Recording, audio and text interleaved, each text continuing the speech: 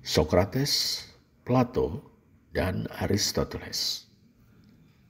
Sokrates yang hidup dalam kurun waktu 469 sampai dengan 399 sebelum Masehi adalah seorang filsuf Yunani kuno yang dikenal luas sebagai salah seorang pendiri filsafat barat.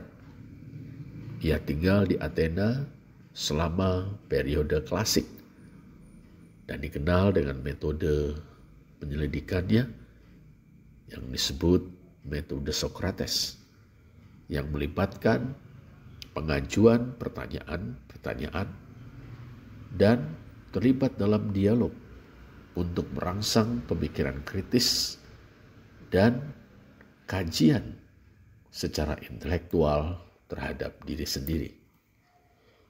Sokrates tidak menulis karya apapun, namun ide-ide dan ajaran-ajarannya dicatat oleh murid-muridnya, terutama Plato dan Xenophon.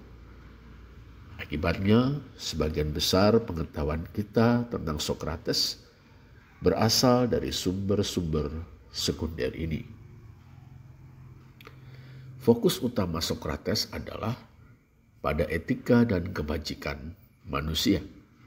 Sokrates percaya bahwa kebijaksanaan dan kebahagiaan sejati datang dari pengenalan akan diri sendiri dan menjalani kehidupan yang bajik.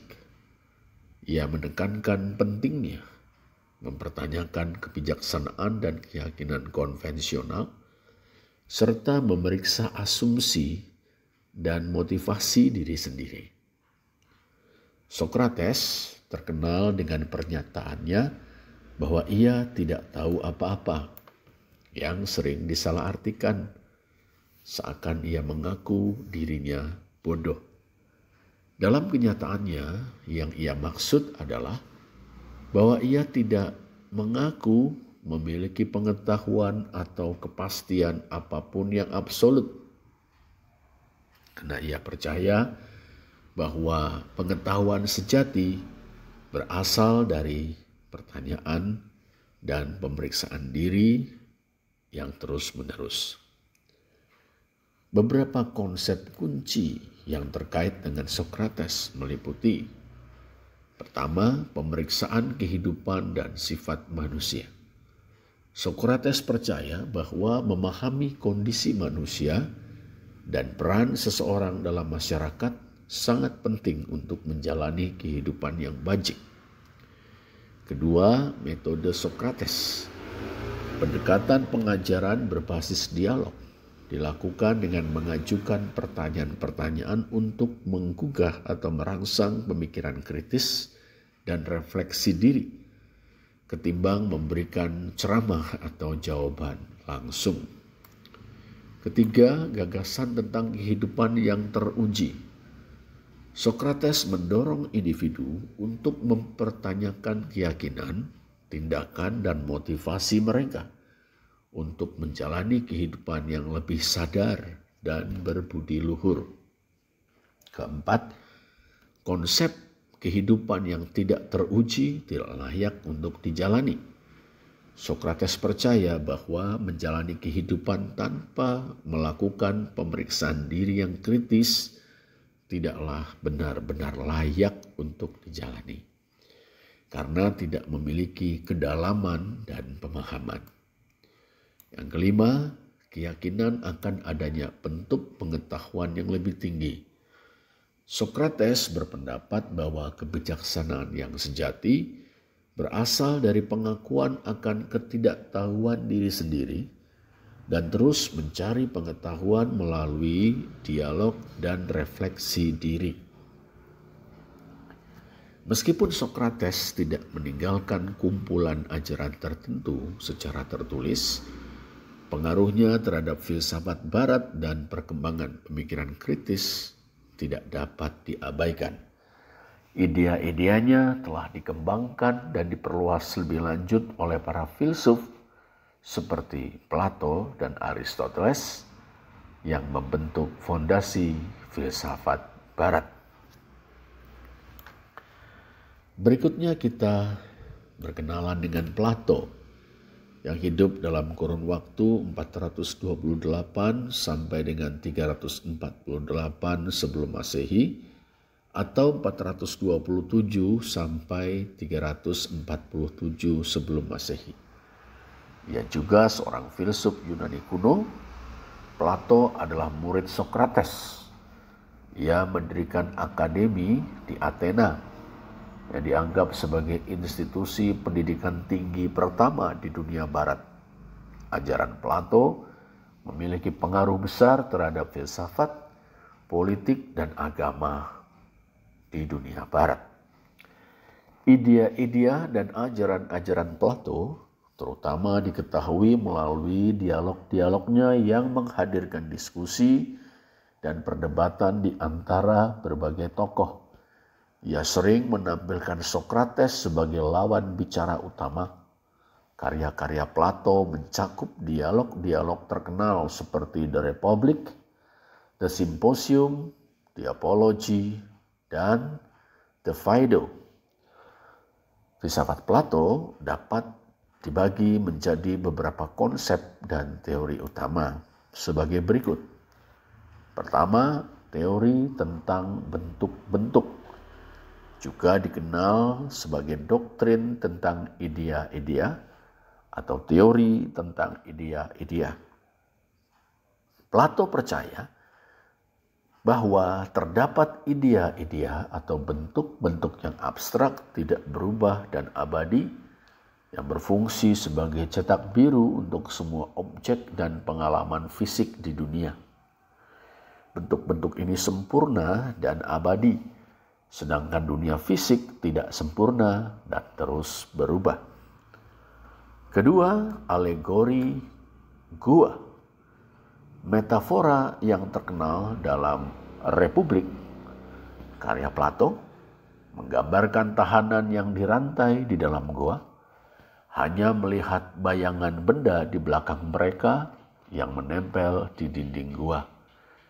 Para tahanan mewakili orang-orang yang hidup dalam ketidaktahuan, sedangkan mereka yang membebaskan diri dan melihat kenyataan di luar gua melambangkan para filsuf yang mencari kebenaran dan pencerahan. Yang ketiga, kebohongan mulia. Dalam Republik, Plato menyatakan bahwa masyarakat mungkin memerlukan kebohongan yang mulia untuk menjaga keharmonisan sosial. Gagasan ini menyiratkan bahwa kadang-kadang suatu masyarakat mungkin memerlukan kebohongan yang dibuat dengan hati-hati untuk menyatukan orang-orang dan mencegah perselisihan. Meskipun hal itu bertentangan dengan kebenaran individual atau perorangan.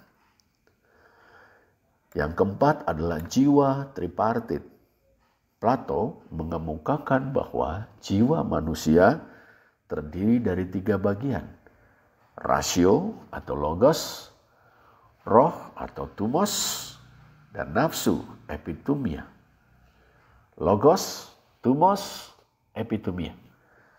Plato percaya bahwa masyarakat yang seimbang dan adil hanya dapat dicapai ketika individu-individu memiliki jiwa yang tertata dengan baik, dengan rasio atau logos yang mengatur, roh atau timos, dan nafsu atau epitumia.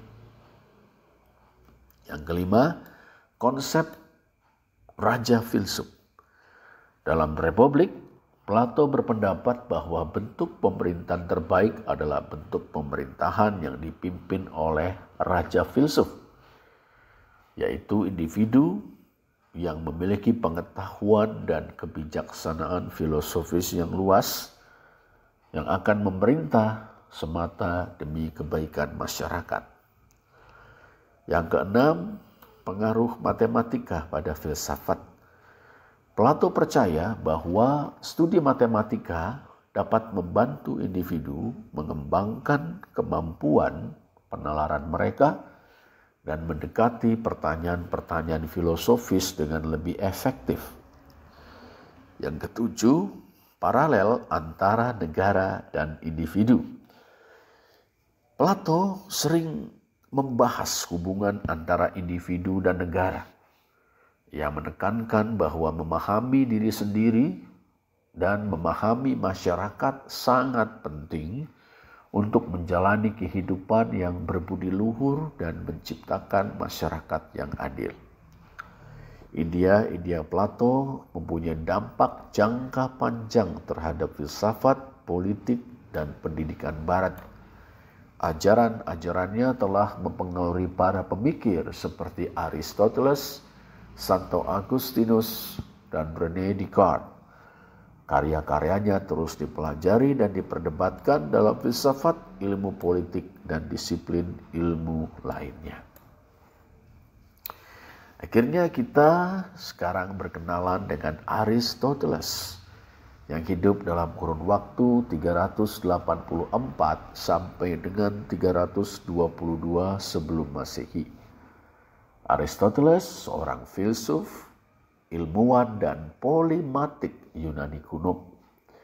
Polimatik artinya orang yang memiliki pengetahuan di banyak bidang pengetahuan atau di banyak bidang ilmu pengetahuan. Ia bekerja di bawah bimbingan Plato sebagai muridnya, kemudian menjadi guru Alexander Agung.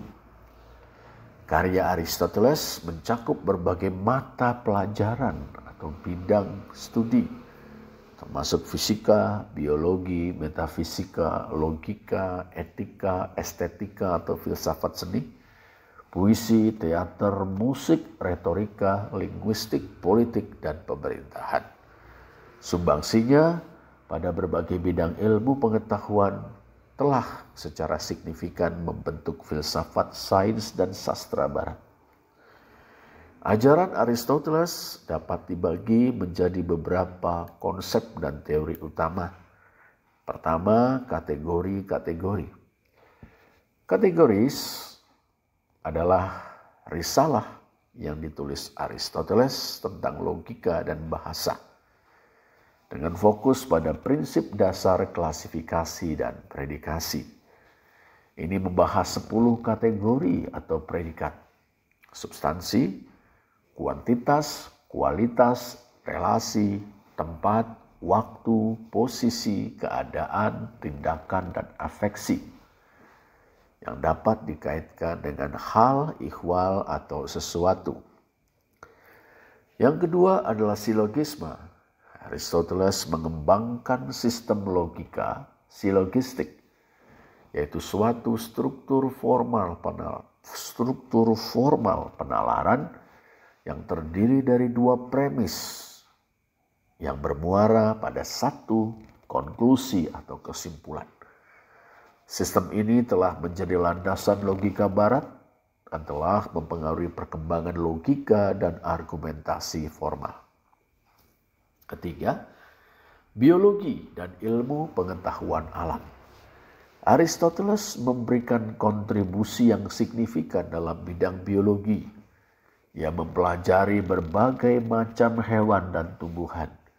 Karya-karyanya di bidang biologi seperti History of Animals dan Parts of Animals meletakkan dasar bagi studi zoologi dan anatomi komparatif.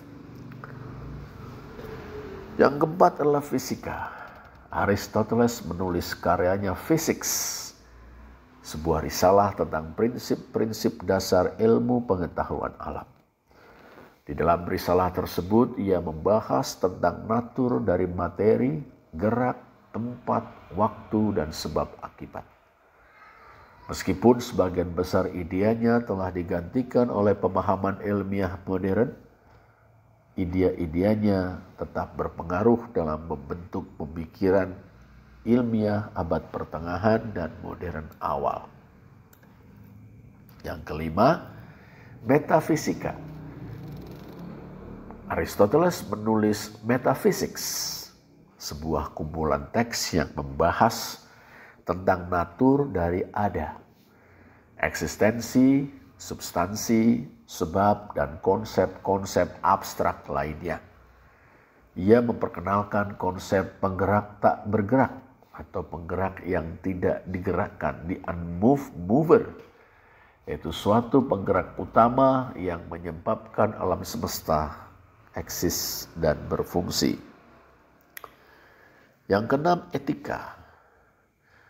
Karya Aristoteles, Nicomachean Ethics, adalah sebuah risalah tentang filsafat moral yang berfokus pada kebahagiaan manusia dan kehidupan yang bajik.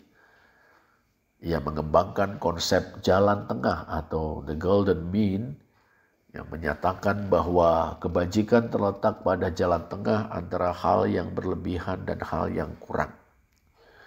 Etika Aristoteles menekankan pentingnya rasio, persahabatan, dan pengolahan kebajikan. Melatih diri untuk melakukan kebajikan demi kehidupan yang memuaskan. Yang ketujuh adalah politik. Dalam karyanya Politik atau Politics, Aristoteles membahas natur negara, peran individu, dan bentuk pemerintahan yang paling baik. Ia membedakan berbagai jenis konstitusi atau undang-undang dasar dan pemerintahan. Ia berpendapat bahwa negara yang ideal harus meningkatkan kesejahteraan warganya. Yang kedelapan, Poetics. Aristoteles menulis Poetics, sebuah karya inovatif tentang teori puisi dan drama. Ia menganalisis unsur-unsur tragedi dan komedi, membahas plot atau alur, karakter, pemikiran, diksi atau pilihan kata, musik, dan tontonan sebagai komponen-komponen penting dari bentuk seni tersebut. Ajaran-ajaran Aristoteles memiliki dampak jangka panjang pada berbagai bidang ilmu pengetahuan, termasuk filsafat, sains, dan sastra. Karya-karyanya berpengaruh dalam membentuk pemikiran Barat. Banyak idenya terus dipelajari, diperdebatkan, dan disempurnakan dalam wacana akademik kontemporer. Demikianlah perkenalan kita dengan 3 filsuf besar Yunani kuno, Socrates, Plato, dan Aristoteles.